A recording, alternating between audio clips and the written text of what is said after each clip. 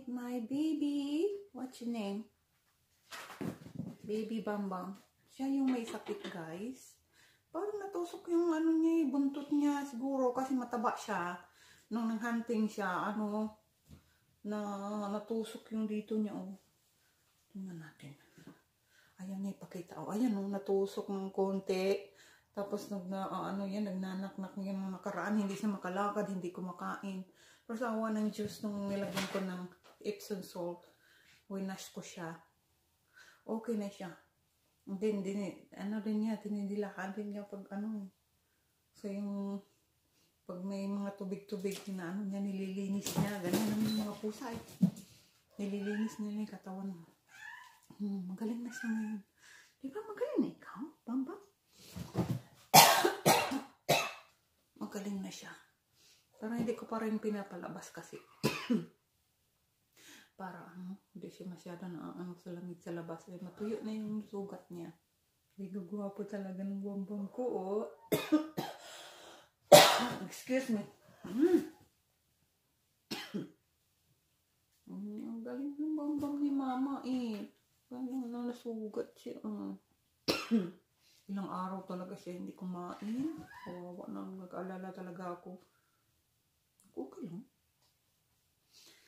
Ayaw ko naman pa doktor kasi i-injection na nila ng kasi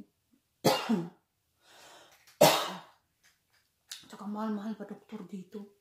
Kawawa naman. What's that? Mahal kayo pa doktor dito, di ba ni? Okay na siya ngayon. Magaling na siya. Magaling na.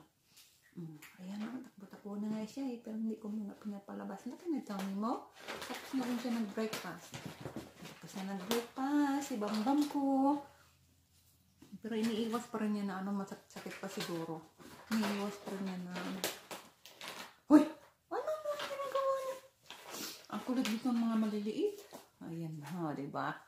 So, okay na siya.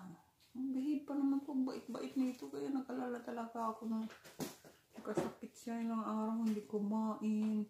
Ano nang ginagawa ko. Sama ng Diyos, okay na siya. Okay na ikaw, no? Bait yung Bambang. Nabot na mama yung si Bambang, eh.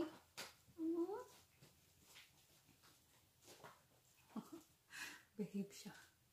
Behave ikaw? Siyempre kasi lam-lam ni mama kaya behave. Ang sarap nilang hawakan kasi mainit. At saka ang tataba nila. Giniginaw ikaw? Ikaw. Ano nga si mama? Ginaw pa rin.